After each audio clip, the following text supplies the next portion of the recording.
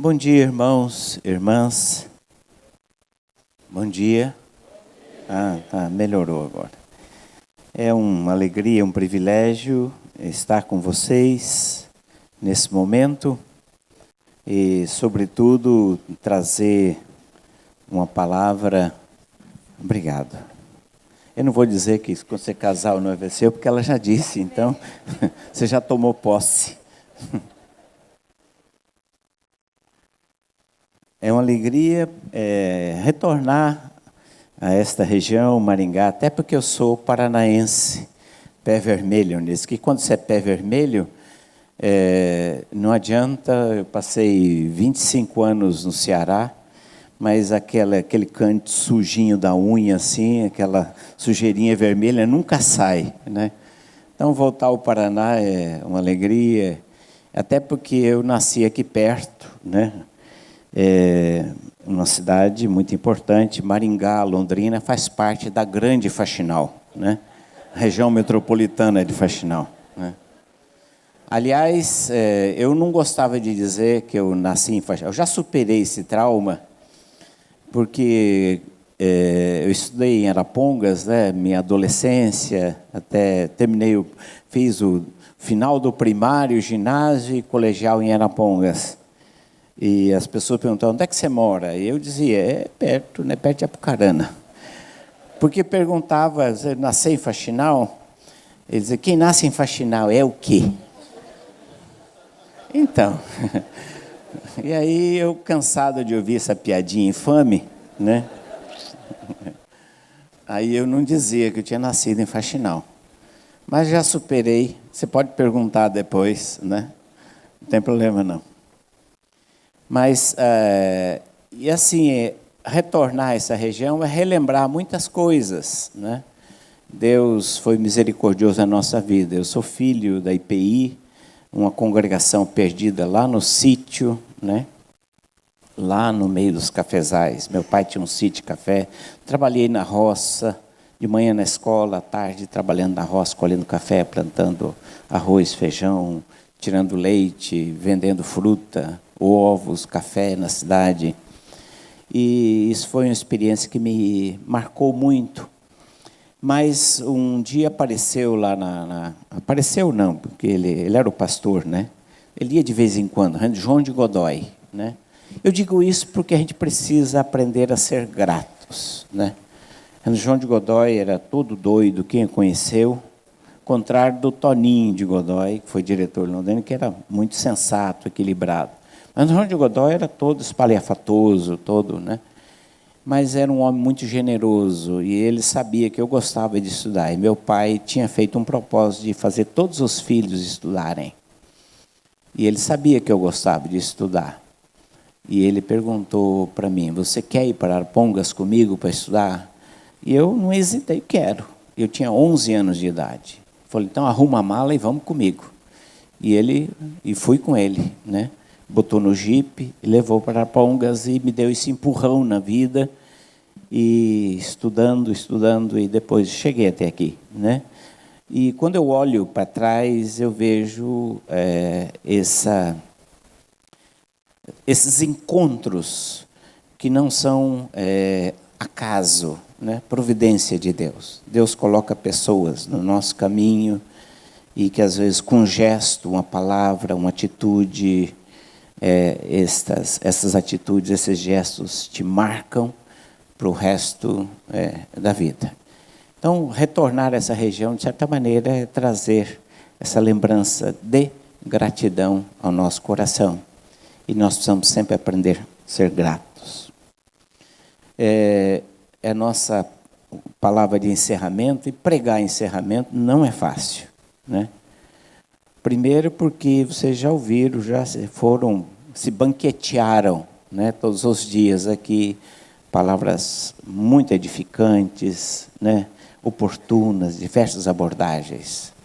E minha mãe, na sua simplicidade de mulher do sítio, que nunca estudou, quando a gente ficava fazendo frescura para comer, ela dizia, barriga cheia, goiaba tem bicho. Já viram esse ditado? Então, vocês já estão abastecidos, né? Nutridos, alimentados, então, Esse sermãozinho aí, bem que podia ter dispensado, né?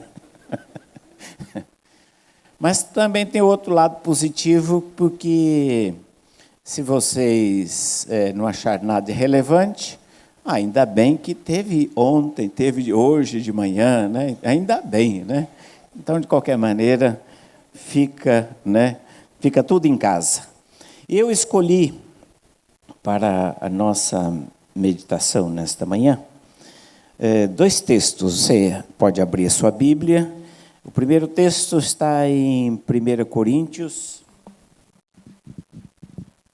1 Coríntios, no capítulo 16, quando Paulo está falando dos seus projetos, seus planos, e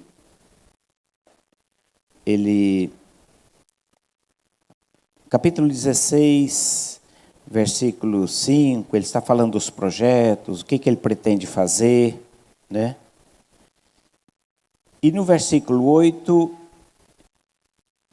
ele diz: ficarei, porém, em Éfeso até o Pentecostes, porque uma porta grande e oportuna para o trabalho se me abriu, e há muitos adversários. Uma porta grande e oportuna se me abriu, e há grandes adversários.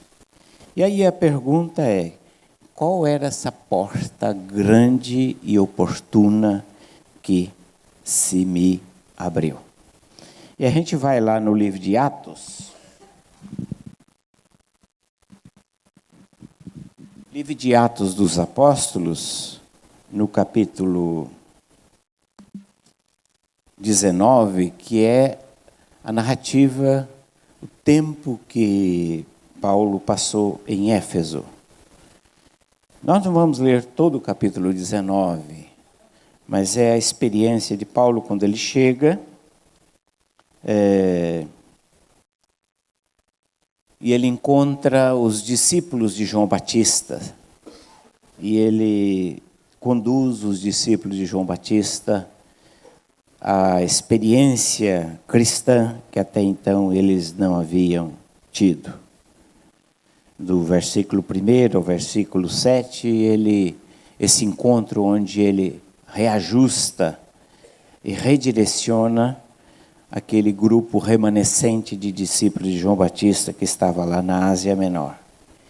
Do versículo 8 em diante, nós vamos ler agora até o 20, após Paulo então pregar na sinagoga, então há um novo redirecionamento do seu ministério. E aqui agora nós vamos ler.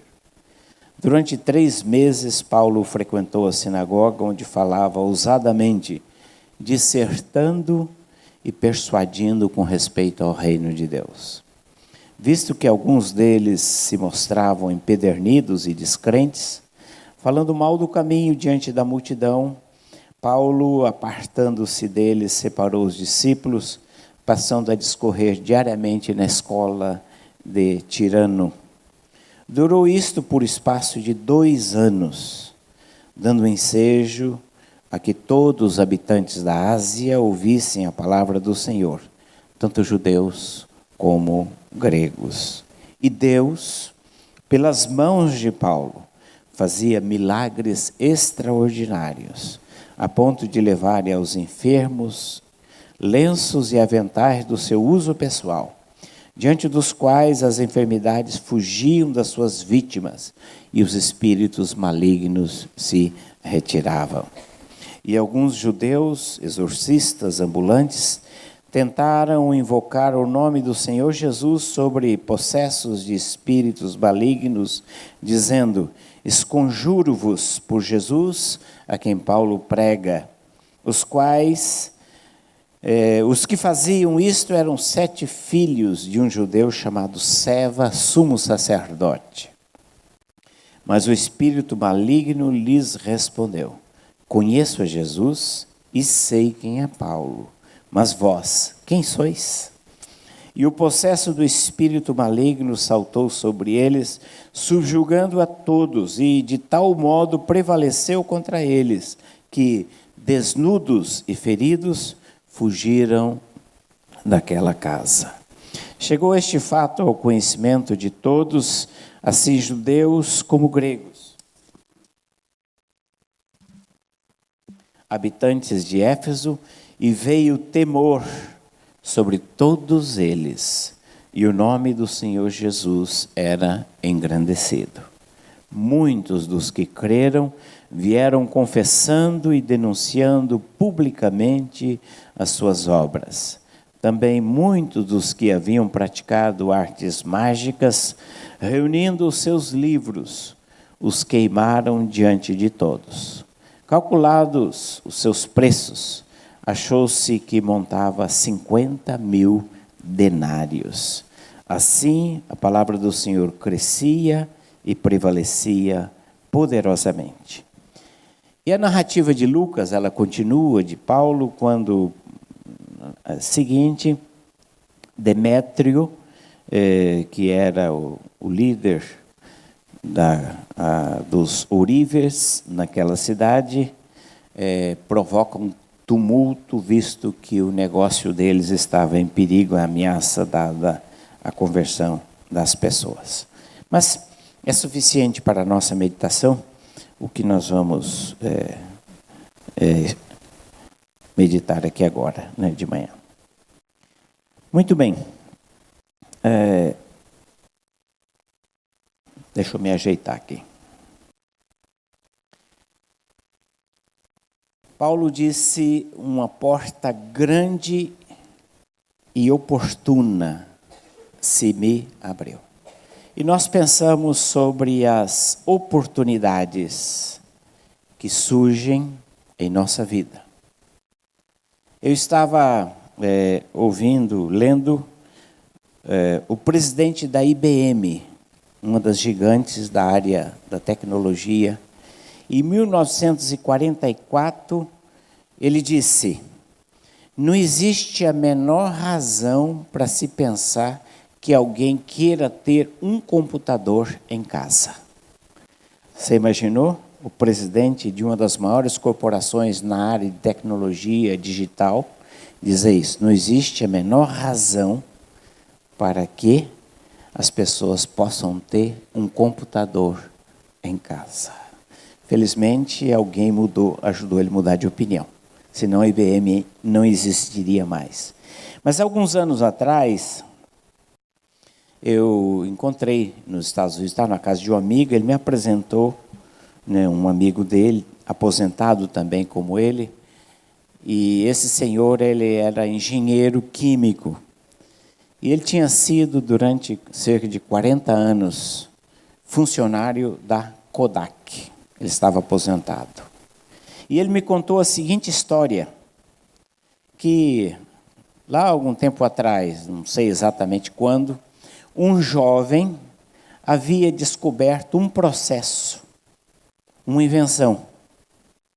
Havia bolado lá um esquema. E ele veio para a Kodak e apresentou para a Kodak, como a gigante do setor de imagem fotográfica do Brasil, era a maior companhia. Ele apresentou o projeto. E os diretores, a pessoa encarregada da Kodak disse: não nos interessa. Esse projeto não tem a menor chance de emplacar. Aquele rapaz saiu, virou as costas e fundou uma companhia que hoje se chama Xerox. E a Kodak hoje está desaparecendo. Veja como são as oportunidades, as portas que se abrem, as portas, às vezes, que estão diante de nós e que, às vezes, nós não sabemos discernir. E o apóstolo Paulo estava dizendo: eu vou ficar, escrevendo à igreja de Corinto, eu vou ficar aqui mais uns 2 anos, porque uma grande porta se me abriu. É uma porta aberta, oportuna, que está diante de nós. Há muitas dificuldades, há muitos adversários, mas esta porta está aberta diante de nós. Quais eram essas oportunidades? Se você voltar comigo lá no livro de Atos dos Apóstolos, lendo a narrativa de Atos, capítulo 19, os fatos que se deram ali, nós vamos perceber algumas coisas. Paulo está em Éfeso. Ele está em Éfeso. Éfeso era uma das cidades mais importantes da Ásia Menor. Fica na Turquia hoje. E Éfeso era uma confluência de rotas comerciais. E você queria ir para qualquer cidade da Ásia Menor, tinha que passar por Éfeso. E era um grande centro comercial que alguém chegou até dizer que Éfeso era a tesouraria da Ásia Menor. Era um importante centro comercial, financeiro, econômico.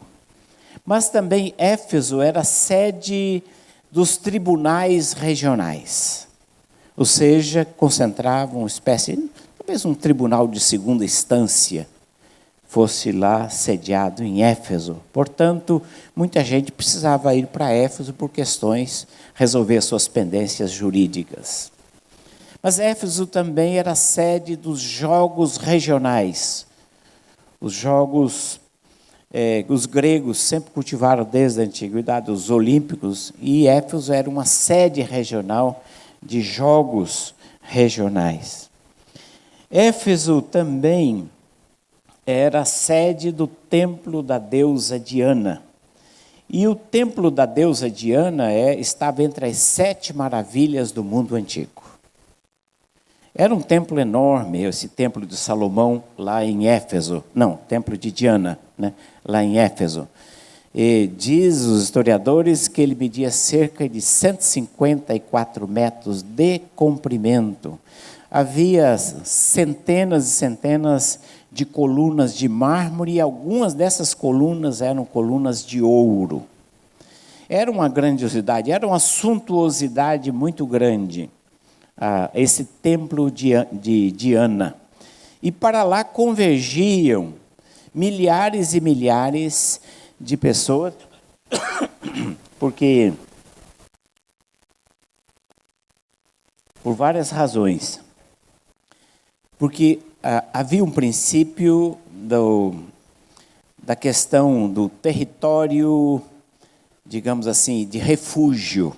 Qualquer criminoso que estivesse sendo perseguido pela justiça, pela polícia, se ele adentrasse os limites do templo, ele não podia ser preso. Então, por esta razão, Éfeso atraía naturalmente muitos criminosos, muitos bandidos, e alguns políticos também, fugindo da Lava Jato da época, iam lá no templo de Éfeso, porque lá ninguém era imunidade, era o foro privilegiado da época. Então, Éfeso atraía gente dessa espécie. E havia um outro fator, porque acreditava-se que a imagem da deusa Diana, ela havia caído do céu. E havia muitas histórias sobre isto, né? Parecida com as histórias aí de uma imagem que foi achada num rio, de repente a imagem foi sozinha lá para o alto de uma colina, e depois voltou e tal, e daí tiveram que construir um grande santuário, né? Para essa imagem que teimava em não ficar lá perto do rio onde ela foi achada, né? E a imagem da Diana, então, se dizia, né, que ela havia caído do céu. E as pessoas iam lá, é claro, para ver a imagem de Diana, né? E, é claro, aí você ia lá, comprava uma camiseta, dizia, estive em Éfeso e lembrei de você. Comprava o chaveirinho, comprava uma gravata, comprava um bonezinho, comprava, né, uma lembrancinha, uma canequinha, e levava para a mamãe e tirava uma selfie, né, com o templo de Éfeso no fundo, né? Éfeso, hashtag, né? Estive aqui, né? E postava no Facebook da época. Então, Éfeso era um centro de peregrinação religiosa. Mas, pasmem, que juntamente com isso, Éfeso tinha a fama de ser um lugar, porque tinha chamadas cartas de Éfeso, que não é aquela que Paulo escreveu, eram outras cartas. Essas cartas eram chamadas pergaminhos sagrados, que as pessoas consultavam, e essas cartas de Éfeso, elas podiam prever, elas podiam adivinhar, elas podiam dizer o futuro, se você casava, se não casava, se você, né, já podia considerar caso perdido, se ainda tinha esperança do Senhor enviar, né? Então, essas cartas eram utilizadas como forma de adivinhação. Se você poderia fazer um negócio ou não, então você recorria a essas cartas de Éfeso. E, naturalmente, havia aqueles que exploravam. Trago o seu amor em 3 dias, através das cartas de Éfeso, né? Resolvo qualquer problema, através das cartas de Éfeso. Então, havia uma exploração muito intensa, muito profunda da religiosidade em Éfeso, exatamente por conta desta fama, né? E esse é um quadro geral da cidade de Éfeso, e Paulo está olhando para esse quadro,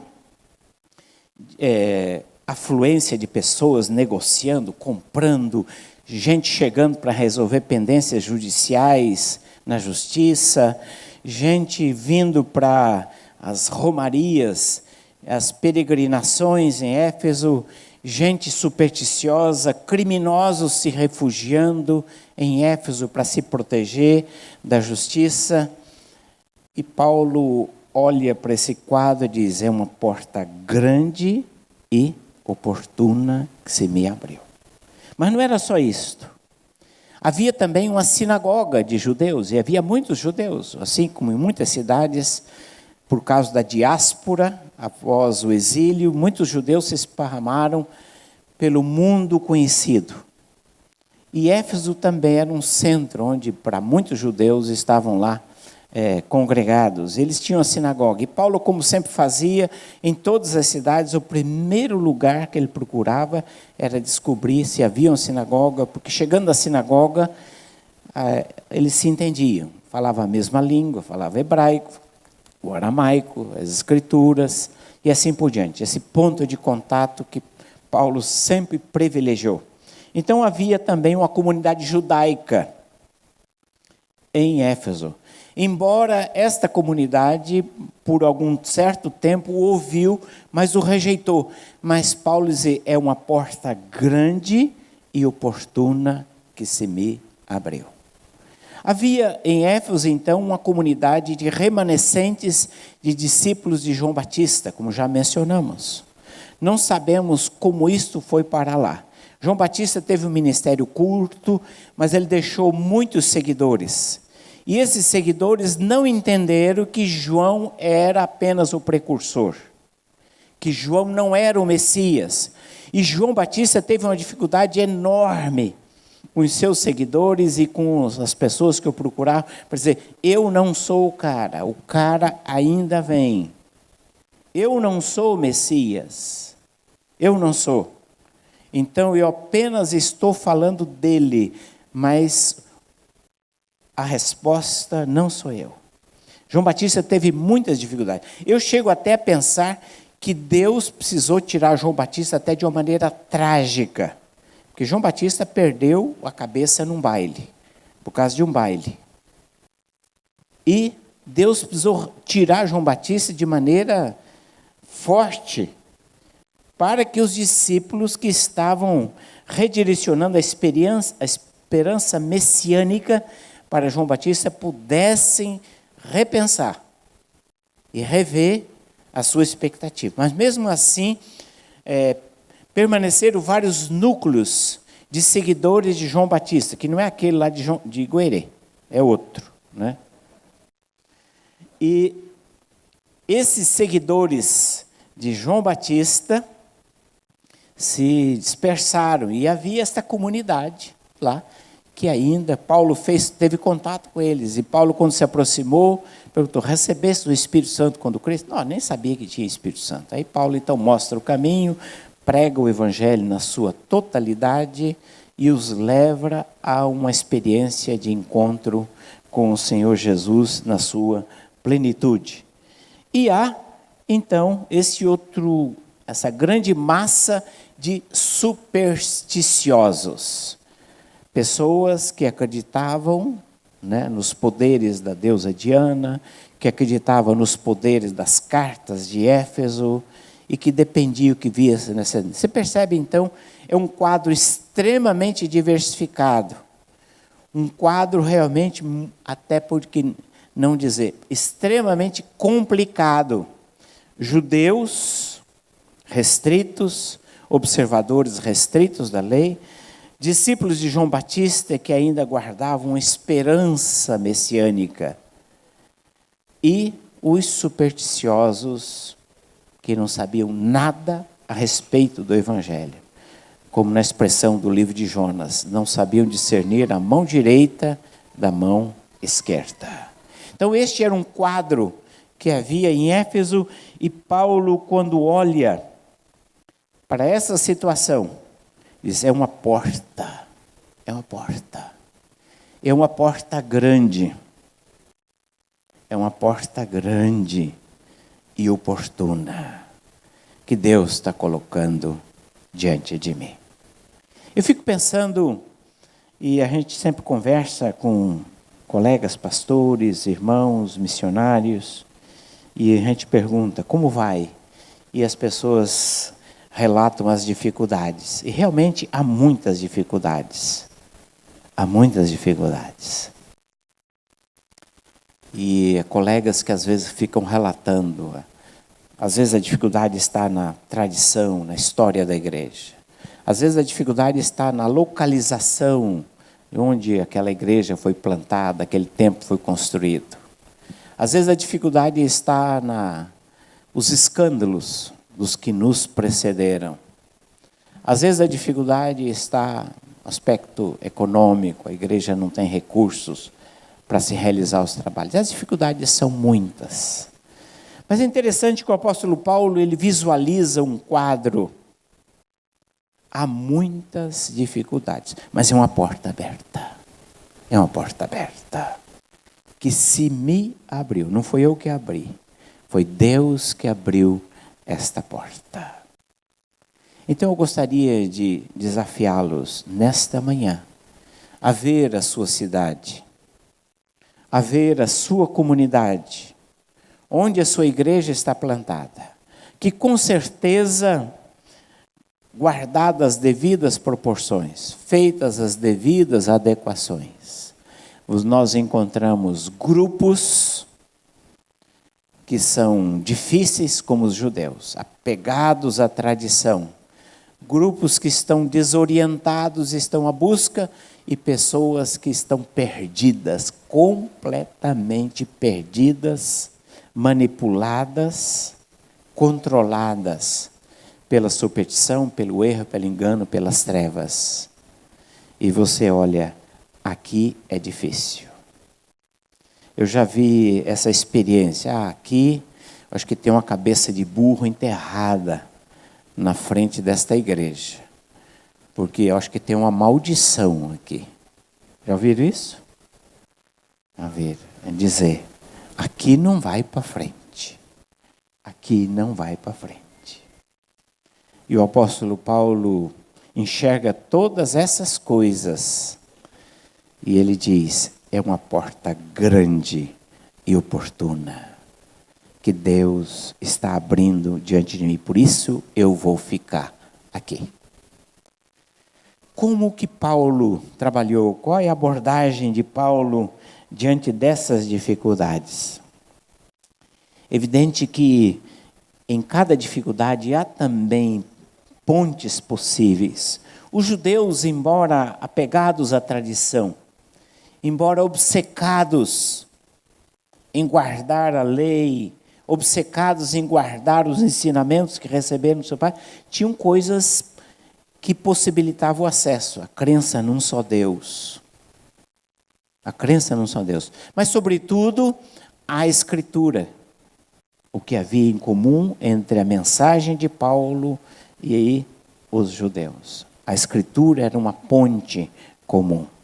Entre os discípulos de João Batista, estava ali a esperança messiânica. Mas os discípulos de João Batista, também esses grupos, eles primavam por um estilo de vida ética, primavam por uma retidão. Inspirados em João Batista, que viviam com simplicidade.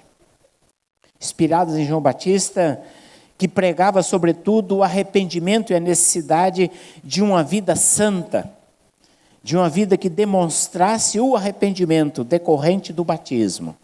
Esse grupo, preocupado com o estilo de vida ética, mas em comum havia entre eles e Paulo a esperança messiânica. E entre o grupo entre Paulo e o grupo dos supersticiosos, dos pagãos, embora pagãos, embora seguindo deuses que não falam, não ouvem, deuses que não andam, que não apalpam, ídolos feitos por mãos humanas. Mas Paulo percebia também que havia sede, apesar do paganismo, apesar das crenças supersticiosas, ainda assim havia uma abertura para o espiritual. Havia uma abertura, uma sede buscando e bebendo em fonte errada, mas havia sede. Percebemos que Paulo então faz essas pontes e consegue enxergar, apesar de toda a demanda, de todo o trabalho que ele teria que fazer. Paulo então começa a ver aí uma porta grande e oportuna que estava aberta. O que é que Paulo então vai fazer? Ele começa com os de perto, os que estão mais próximos da sinagoga. Começa com a sinagoga, porque é o primeiro contato. Mas depois de 3 meses a sinagoga se fecha. Paulo não vai embora decepcionado, triste. A sinagoga fechou as portas, eu vou procurar um outro lugar. Ele vai para a escola de Tirano. Há poucas informações a respeito disso, mas pelo que se sabe, era um intervalo que ele utilizava entre as 11 da manhã e as 4 da tarde, quando a escola ficava vazia. Na Ásia Menor, como em outras partes do mundo, era costume, não se encontrava ninguém na rua, né, nesta hora. Era a hora da sexta. Nem cachorro tinha na rua.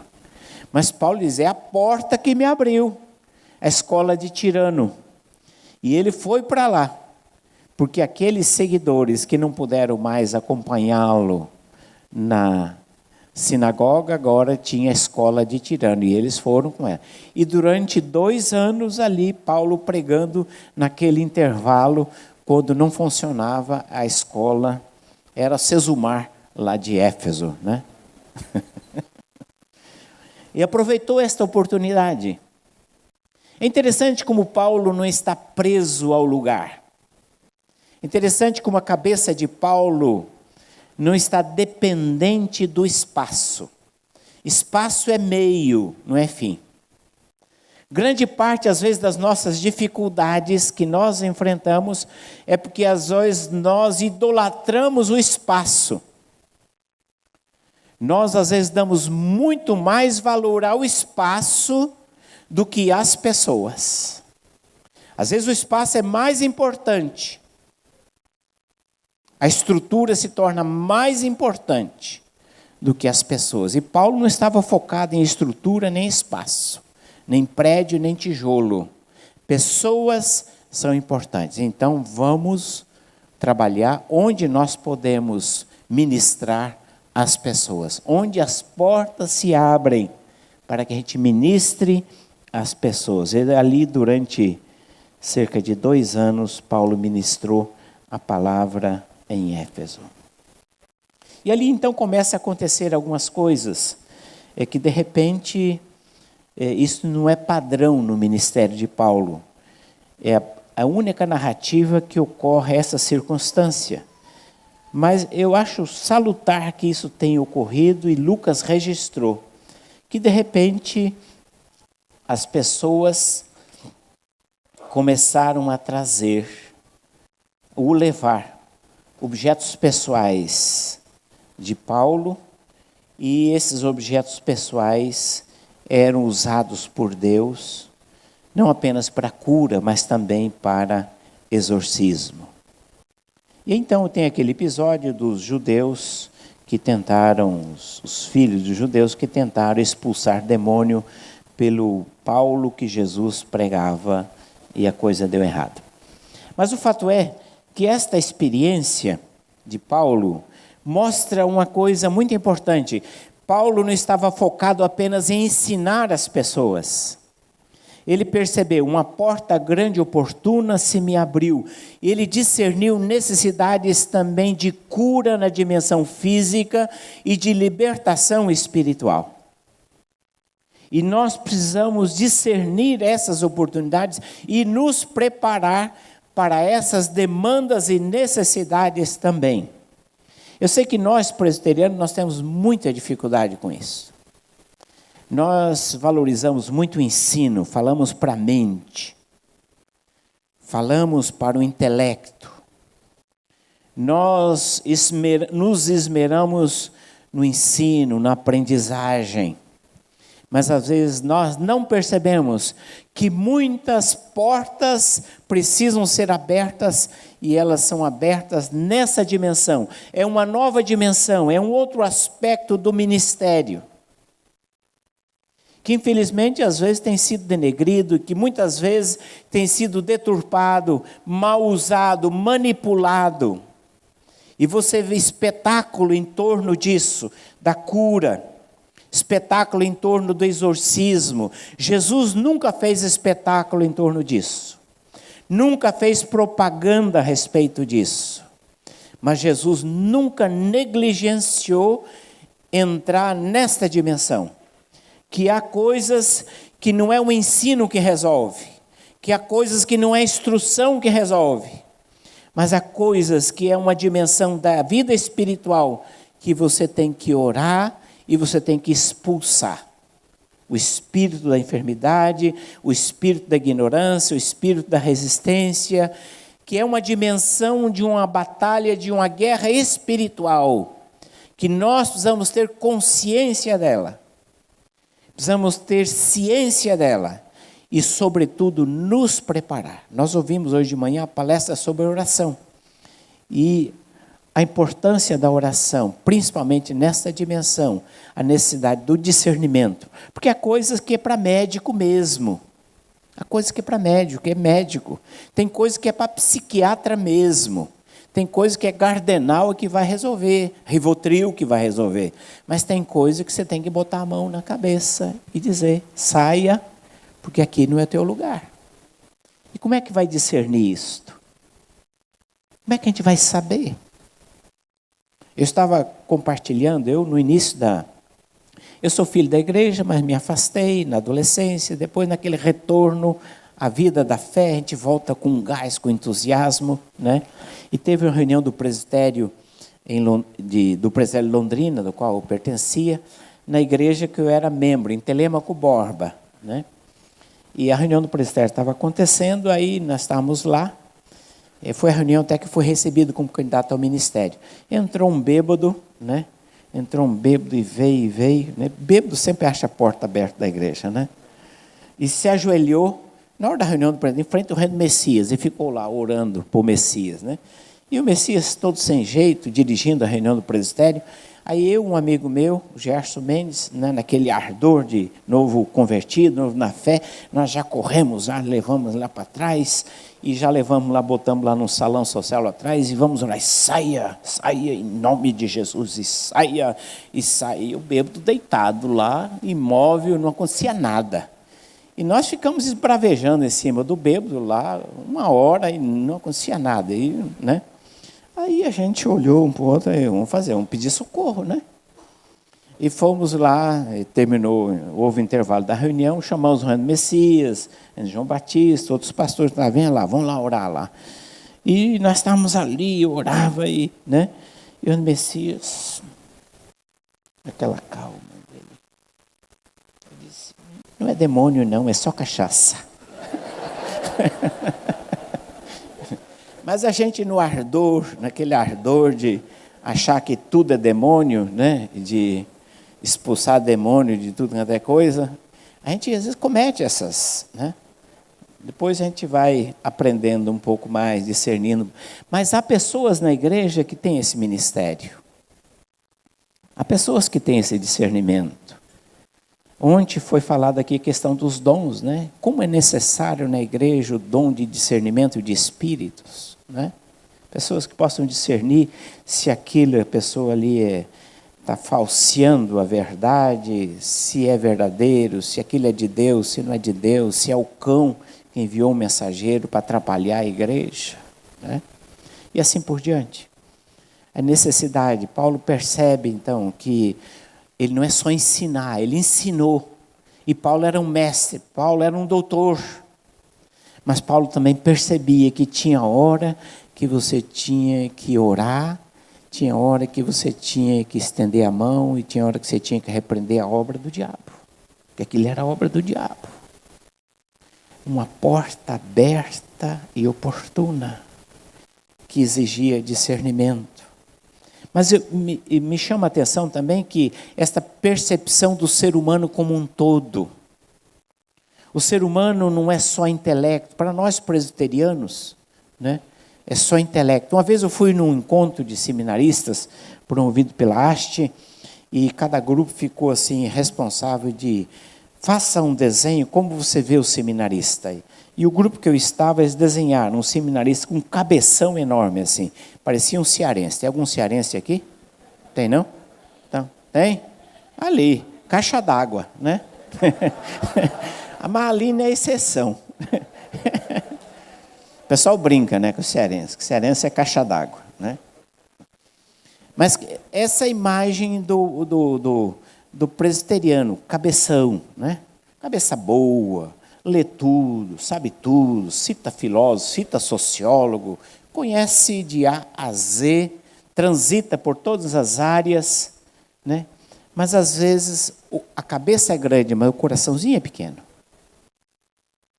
E aquela imagem que os seminaristas desenharam, aquilo ficou guardado na minha cabeça como desafio, porque às vezes você tem a cabeça boa, mas o coraçãozinho, essa dimensão, outro lado da fé, essa dimensão da experiência cristã, às vezes é tão pequena, é tão estreita.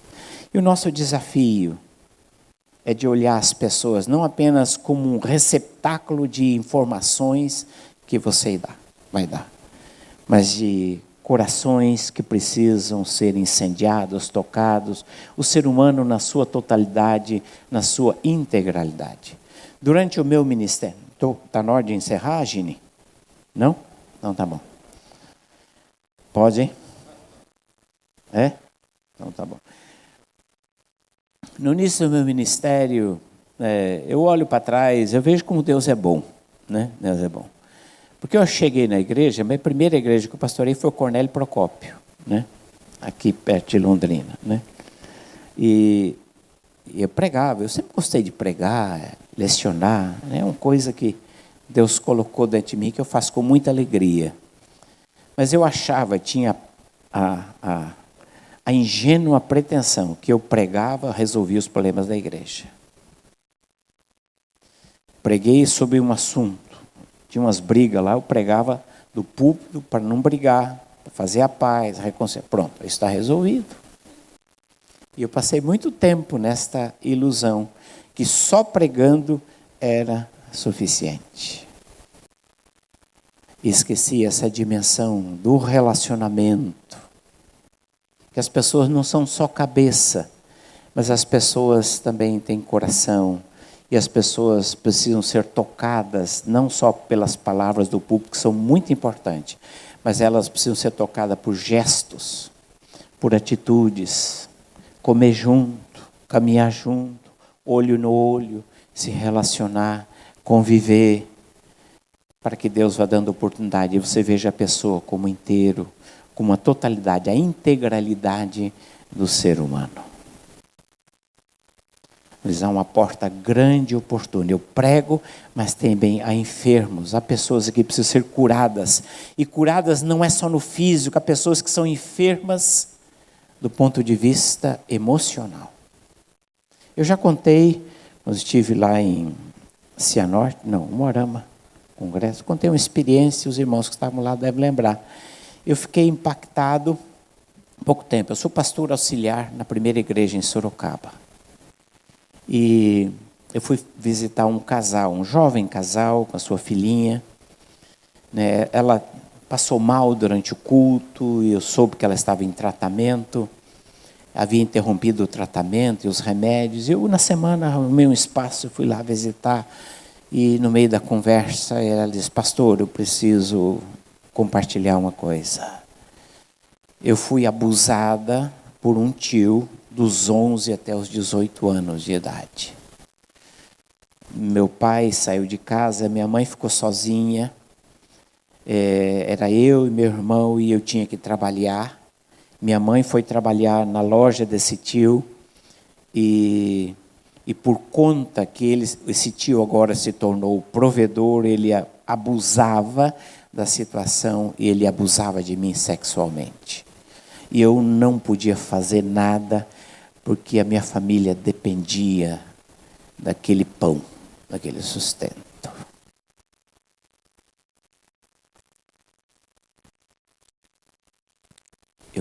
Eu me emociono ainda quando lembro dessa experiência.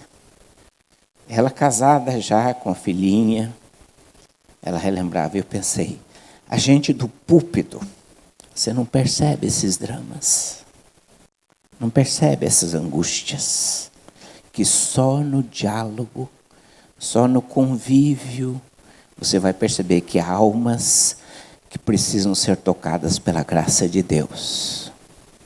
E ali não é o caso de você fazer uma oração, diga, está expulso, está exorcizando aquela mágoa que estava no coração daquela jovem senhora. Mas ela precisava de tratamento especializado, de acompanhamento. Isso é cura. E há quantas pessoas que estão enfermas emocionalmente na igreja, carregando anos após ano, aquele peso daquela enfermidade, daquela doença, e não conseguem se livrar, e estão ali na igreja, eles cantam, eles louvam, eles oram, eles são diáconos, são presbíteros, são professores de escola dominical, são líderes de departamento, mas têm feridas profundas na alma, que um sermão não vai resolver. É preciso algo mais, de perceber a necessidade de cura, necessidade que essas pessoas têm de um tratamento da graça de Deus, que cura, que restaura, que renova. Paulo disse, uma porta grande e oportuna se me abriu. Há muitas pessoas enfermas aqui, há muitas pessoas carentes da graça de Deus. E o Senhor Jesus veio para desfazer as obras do diabo. E veio também para curar, restaurar pessoas. E nós somos o instrumento de cura de Deus na vida dessas pessoas.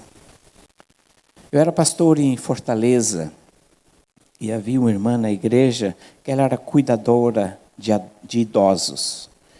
E ela aproveitava para evangelizar os idosos. E aquele idoso que ela começou a evangelizar, ele começou a fazer muita pergunta.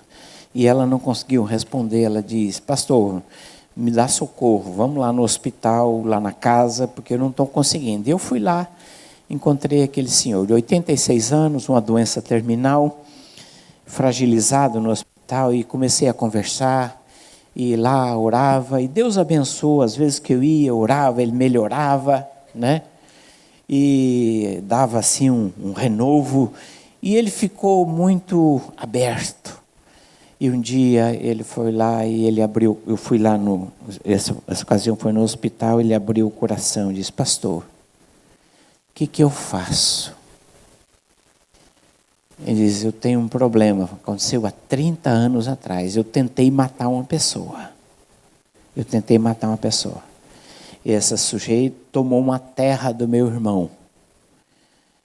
E eu me preparei, fiquei de emboscada, né, para matá-lo. Eu só não o matei porque eu não encontrei. Naquele dia ele não passou naquele lugar. E ele guardava ainda um ódio daquele homem. Diz, como é que eu me livro disso, pastor?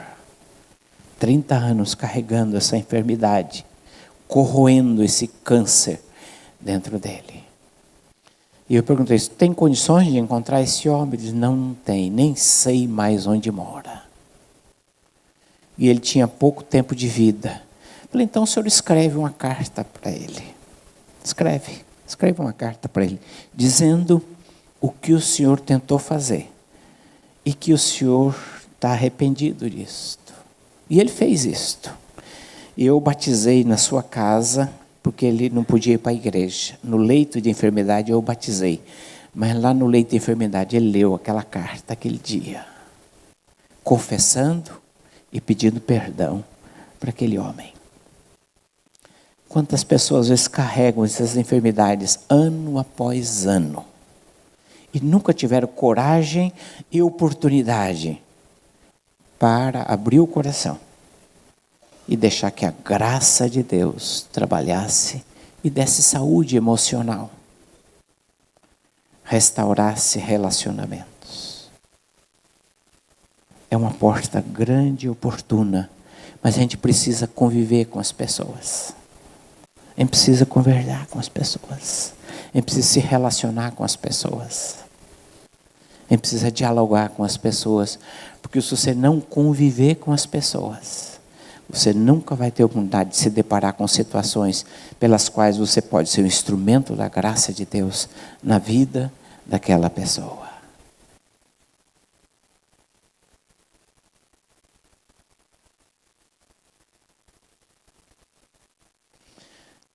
Uma porta grande e oportuna se me abriu em Éfeso. Judeus, discípulos de João Batista. E aqui, quando olho para os discípulos de João Batista, eu me lembro de muitas situações, às vezes, que ocorrem na nossa igreja. Nós temos, a exemplo de discípulo de João Batista, muita gente na igreja ética, gente honesta, gente íntegra, gente temente a Deus, mas que ainda não teve uma experiência com Jesus. Não nasceu de novo. É o que já foi dito aqui, pastor Valdinei. São os discípulos de João Batista modernos. Gente séria, gente que tem esperança no coração, gente temente a Deus, mas ainda como Cornélio, ainda não entendeu o Evangelho. Ainda não compreendeu o Evangelho. E esse desafio é constante. E eu gostaria de caminhar para o encerramento. Eu sei que essa palavra é muito agradável a todos vocês, né? E finalmente, né?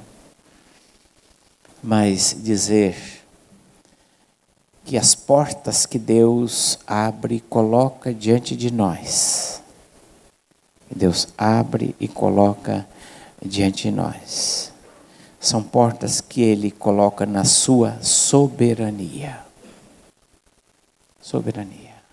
Eu vi um pastor, fui no encontro do CTPI, agora, mês de agosto.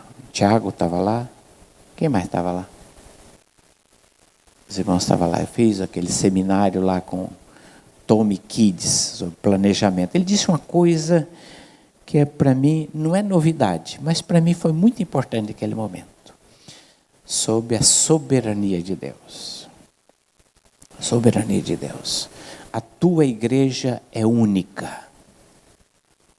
A tua igreja é única. Deus, na sua soberania, plantou a tua igreja ali naquela cidade.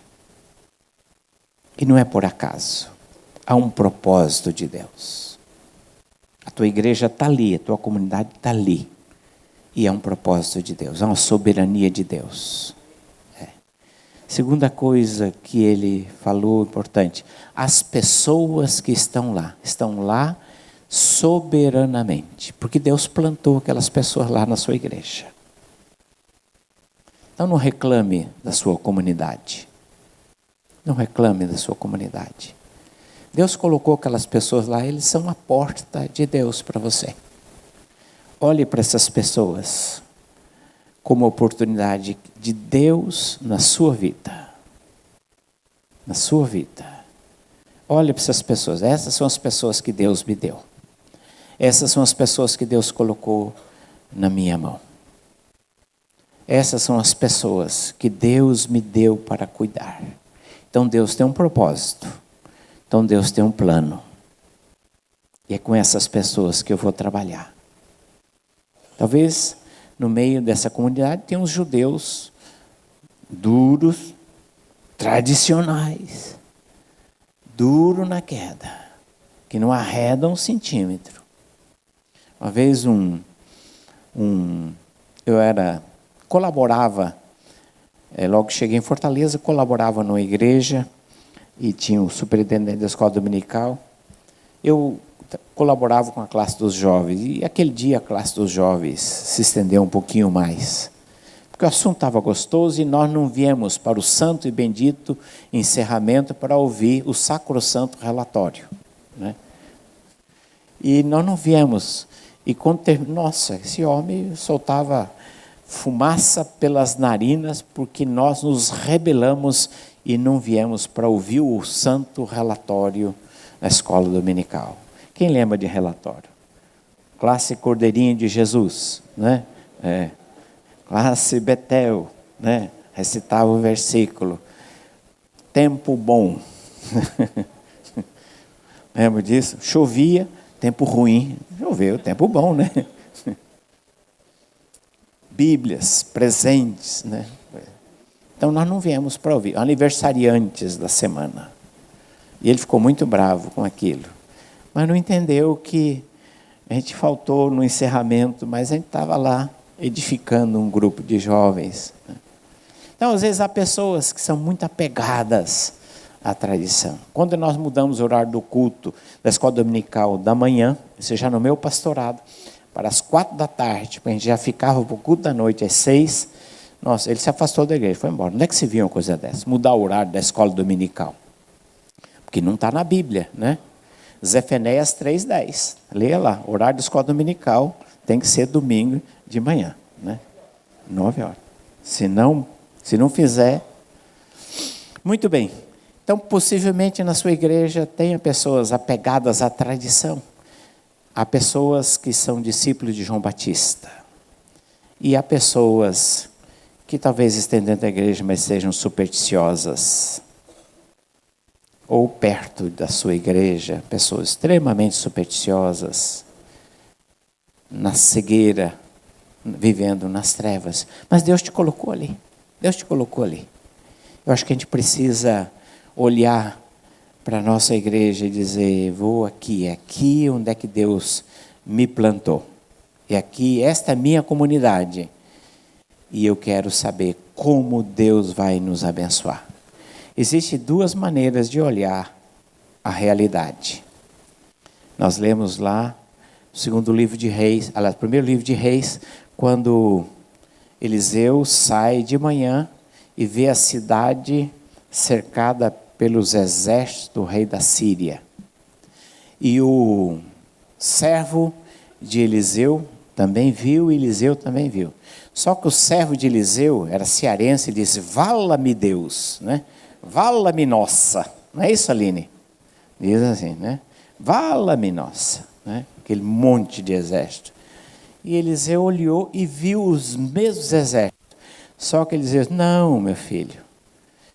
Eu abro os olhos do teu servo para que ele veja não apenas os exércitos, a ameaça, a dificuldade, mas veja também os carros e cavalos de fogo.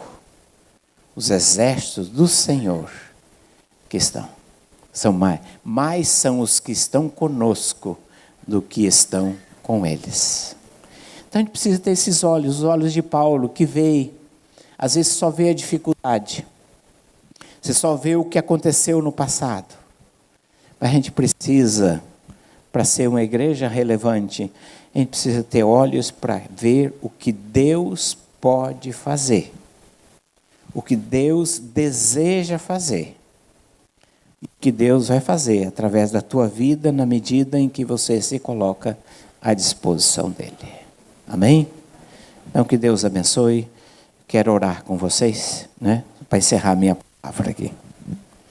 Pai, dá-nos a graça, olhos para ver discernimento espiritual, as portas grandes e oportunas que tu colocas onde tu tens nos plantado.